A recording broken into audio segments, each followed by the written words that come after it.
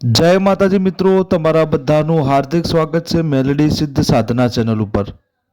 તો મિત્રો, આ વિડીયોમાં આપણે વાત કરીશું કે દેવ જ્યારે ધૂણવા આવે છે ત્યારે રડે છે કેમ।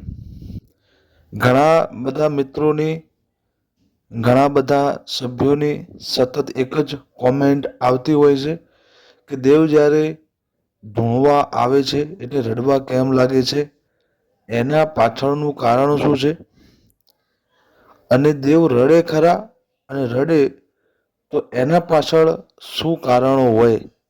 તો આજે આપણે વિગતવાર એ વિષય ઉપર ચર્ચા કરવાના છીએ। વિડીયોને અંત સુધી જોજો। વિડીયો ગમે તો લાઈક, શેર અને સબસ્ક્રાઈબ કરવાનું ભૂલતા નહીં। 5 એવા રીઝન આપું છું તમને, જેનાથી તમને સંપૂર્ણ રીતે ખબર પડી જશે કે દેવ ક્યારે રોવે, અને દેવ રોવે એના પાછળનું કારણ શું હોય, અને ખરેખર દેવ જ રોવે છે કે માણસ, એ પણ તમને આ વિડીયોમાં ખબર પડી જશે। તો મિત્રો, સૌપ્રથમ તમને જણાવી દઉં કે 99.99% કેસમાં 99.99% કેસમાં માણસ જ રોતા હોય છે। કહેવાનો મતલબ એ છે કે માણસ એટલે રોતા હોય છે, એનો મતલબ એમ નથી કહેતો કે નાટક કરતા હોય છે, બરાબર, એ પાખંડ કરતા હોય છે। કેમ કે આ એક આધ્યાત્મિકતાનો વિષય છે, અને હું જે વિષય ઉપર વાત કરું છું એ વિષયને હું તમને સરળ ભાષામાં સમજાવી પણ શકું છું। માણસ અમુક વાર જ્યારે દહકો દુઃખ અને દહકો સુખ, એ આપણે જે જીવન છે એનો એક પાસ્ટ છે। તમે સમજી લો કે ભાઈ, દસકો સુખ હશે તો દસકો દુઃખ આવશે, દસકો દુઃખ ચાલતું હશે, દહકો સુખ આવવાનું છે, બરાબર।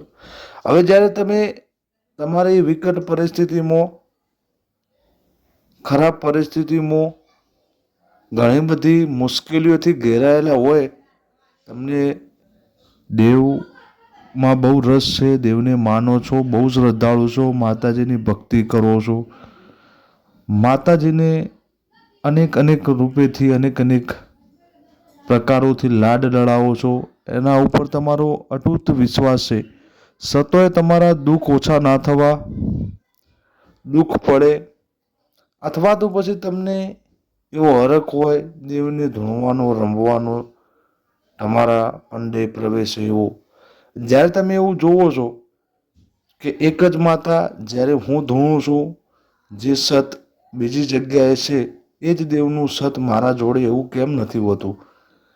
આવા અમુક આ ઈર્ષ્યાનો ભાવે ના કહેવાય।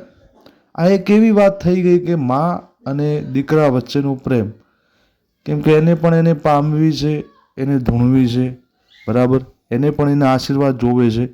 એટલે આવું બધું મિક્સ જ્યારે એક પરિસ્થિતિ ઊભી થાય છે ત્યારે માણસ ગૂંચાઈ જતું હોય છે।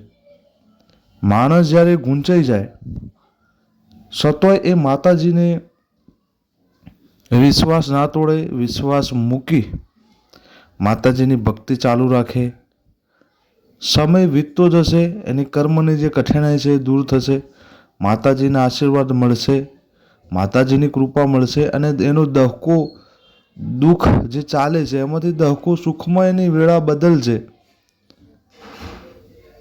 જ્યારે એને જે ભોગવવાનું છે એ પૂરું થઈ જશે, અને માતાજી જ્યારે સુખનો સૂરજ ઉગાડશે અને માતાજીની કૃપા થશે અને એને સુખ મળશે, ત્યારે જતા દિવસે કદાચ એના પંડે પ્રવેશે દેવ, જ્યારે એ ધૂણવા બેસે અથવા તો એને સવારી આવે, ત્યારે એ માણસ જ રડતો હોય છે। એનું એક ભાવનાત્મક, એક કરુણાત્મક, એક એવો એક વિયુગ થઈ જાય કે ઘણા વર્ષો પછી તમે સુખ જુઓ, અને સુખ તમને દેવે આપ્યું હોય એવું તમને લાગે, ત્યારે એ જે માહોલમાં, એ જે વાતાવરણમાં તમે નીકળ્યા છો, પસાર થયા છો દુઃખના, અને બહાર નીકળો છો ત્યારે તમે ધૂણવા બેસો અને ત્યારે તમને દેવ સવારી આવે તો અમુક વાર માણસ પોતે જ રોતો હોય છે, બરાબર.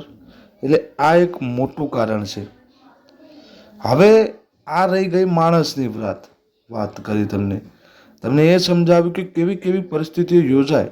એમની પણ ભૂલ નથી, પણ પરિસ્થિતિ યોજાય એટલે એ કાર્ય બની જાય. સમજાવવાનું મારું કામ છે, હું તમને સમજાવું છું. ત્યારબાદ તમને હું જણાવું કે આ પહેલું કારણ થઈ ગયું. હવે માતાજી કેવા પરિસ્થિતિમાં હોય તો એ રોવે. માતાજી જ્યારે તમને કંઈ કહેવા માગતા હોય ત્યારે એ રડતા હોય. જેમ કે માતાજીનું રડવાનું કારણ શું હોય, કેવા કારણો હોય એ તમને જણાવું. મિત્રો, જ્યારે દેવ ક્યારે રડે એ તમારે જાણવું હોય તો મુખ્ય 3 કારણો છે. આ કારણ હોય તો જ દેવ રડે. આ કારણ ના હોય તો કોઈ દિવસ દેવ રડે નહીં. આ કારણ સિવાય જો કદાચ રડતું હોય તો એ માણસ જ રડે છે. દેવ 3 કારણથી રડે. એક પહેલો એનો વ્યવહાર, એનું વચન. પહેલો એનો વ્યવહાર, બીજું છે એનું વચન અને ત્રીજો છે એનો તમારા પ્રત્યે રહેલો વિશ્વાસ. આ 3 જો તૂટે તો જ દેવના આંખમાંથી આંસુ આવે. તમને સરળ ભાષામાં સમજાવું. પહેલું મેં તમને કીધું કે એનું વચન સમજો કે જ્યારે તમે તમારું જ દેવ ઘર કુટુંબમાં અમુક ઝઘડાના લીધે, અત્યારે કળિયુગ ચાલે છે ને ઘણી જગ્યાએ જોયું છે, ઝઘડાના લીધે ધા પોકાર અમુક માણસો કુટુંબમાં કરતા હોય, સામસામે કુટુંબમાં દેવ મોકલતા હોય. જ્યારે આ પરિસ્થિતિ સર્જાય છે અને અમુક ટાઈમ પછી, અમુક વર્ષો પછી જ્યારે તમે ભેગા થઈ જાઓ અને દેવ વચ્ચે રહી જાય, બરાબર, ત્યારે દેવ રોવે છે. જ્યારે તમે એને તમારા જ કુટુંબમાં પ્રયોગ કરો છો, તમારા જ કુટુંબમાં કોઈનું ખરાબ કરવાની ઈચ્છાથી એને કાર્ય સોંપો છો, ત્યારે જ દેવના આંખમાંથી આંસુ આવી જાય. કેમ કે તમે એના દીકરા છો, એ એમના દીકરા છે. એટલે આવી કન્ડિશનમાં દેવ રોવે. ત્યારબાદ દેવ બીજા એક કારણથી એ રોવે કે જ્યારે તમે એને રસ્તામાં મૂકી દો, બરાબર, કોઈ કાર્ય થતાં એને મોકલી હોય ભૂલી જાઓ, જ્યારે દેવને તમે ભૂલી જાઓ, કોઈ જગ્યાએ મૂકીને, કોઈ જગ્યાએ રાખીને, એને વચન આપીને, ત્યારે દેવ રોવે. અને છેલ્લું અને લાસ્ટ મુખ્ય કારણ છે દેવને રડવાનું, એ છે એના વ્યવહારો. ઘડિયા અને પૂર્વજ જે રીતે એને લડવ્યા છે, જે રીતે એમના વ્યવહારો પૂરા કરતા હતા, હવે એ વસ્તુ ઘડિયા પૂછતા હતા દેવ. વચ્ચે 1-2 પેઢી એવું થઈ ગયું હોય કે માણસો એને નથી માનતા. અમુક માણસો અભિમાનમાં ના માનતા હોય, વધારે ભણી ગયા હોય ના માને કે ભાઈ દેવ બેવ હોય જ નહીં, બરાબર. અમુક માણસો એટલે ન માનતા હોય કે એમને એમાં રસ જ નહીં, બરાબર. અમુકને પાવર એવું હોય, અમુકને પરમોણે જોતો હોય, અલગ અલગ બધાનો વિચાર છે. હવના રીતે સાચું જ હશે, બરાબર, સમયે ખબર પડી જાય. એટલે જ્યારે ના માને અને અમુક વર્ષ, અમુક પેઢીઓ પછી જ્યારે એ દેવ ફરીથી એ જ કુટુંબમાં, એ જ પેઢીમાં કોઈ એવો વીર પાકે જે દેવને પૂજે અને ફરીથી જાગૃત કરે અને ફરીથી એની ભક્તિ કરે, અને જ્યારે એને એના જે ઘડીએ તમારી પૂજ્યું હોય એ ભક્તિ યાદ આવે અને એ ભક્તિ, એ ઝલક એ માણસમાં એ પ્રત્યે દેખાય, ત્યારે જ્યારે એ કોઠા ઉપર એ દેવ ઉતરે છે, ત્યારે એના આંખમાંથી આંસુ આવી જતા હોય છે. કારણ કે બહુ વર્ષો અને બહુ પેઢીઓ, ઘણી પેઢીઓ ગયા પછી એને જે પ્રેમનો ભાવ અને પ્રેમની ભક્તિ મળી હોય છે. તો આશા રાખું છું આ વિડીયોમાં તમને પ્રોપર પૂરી જાણકારી મળી ગઈ હશે. વિડીયો ગમ્યો હોય તો લાઈક, શેર અને સબસ્ક્રાઈબ કરવાનું ભૂલતા નહીં. નેક્સ્ટ વિડીયો તમારે કયા ટોપિક ઉપર જોવે છે કોમેન્ટ કરવાનું ભૂલતા નહીં. વિડીયો ગમ્યો હોય તો ચેનલને સબસ્ક્રાઈબ કરજો અને શેર કરવાનું ભૂલતા નહીં. જય માતાજી, જય મેલડીમાં, હર હર મહાદેવ.